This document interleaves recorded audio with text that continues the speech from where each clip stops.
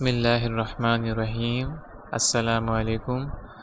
پچھلے پارٹ 32 میں ہم نے سنا تھا کہ 3 عظیم اسلام کے قلعے اور ان میں سے 2 دجال کے ہاتھوں تباہ ہو جائیں گے والا خواب۔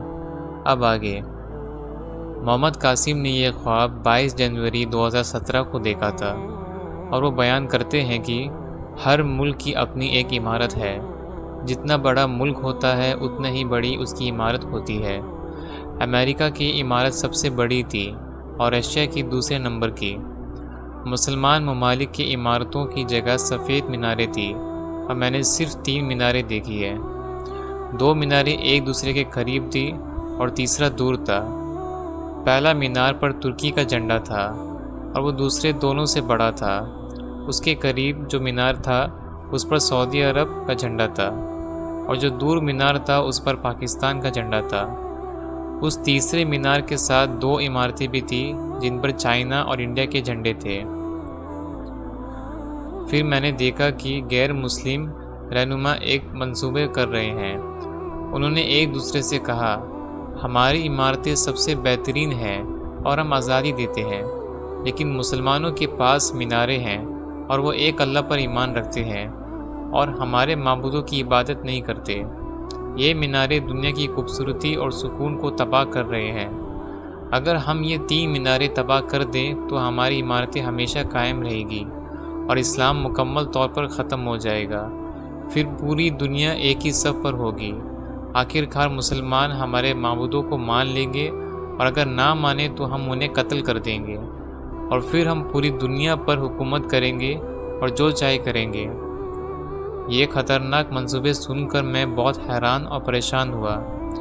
پھر میں نے دیکھا کہ انہوں نے ترکی کا مینار بنیاد سے گرانا شروع کر دیا اور وہ گرنے لگا۔ ترکی کے لوگوں کو اس کا علم تک نہ تھا۔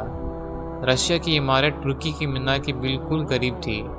جیسے ہی ترکی کا مینار گرنے لگا تو رشیا کی عمارت نے اسے رسی سے سہارا دیا، جس کی وجہ سے وہ مینار گرنے سے بچ گیا۔ رشیا کی اپنی وجہ تھی اس میں، لیکن ترکی کے لوگ اور حکومت اپنے مینار کو بچانے کے لیے کچھ نہیں کرتے اور نہ ہی کر سکتے تھے، کیونکہ مینار بہت بڑا تھا اور اس کی بنیاد پوری طرح سے ٹوٹ چکی تھی۔ اب صرف رشیا کی رسی کا سہارا تھا۔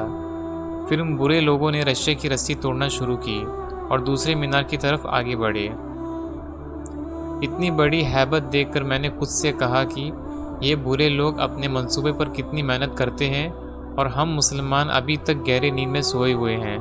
ہم نہ تو ان تینوں میناروں کو بچانے کی کوشش کر رہے ہیں اور نہ اسلام کو بچانے کی۔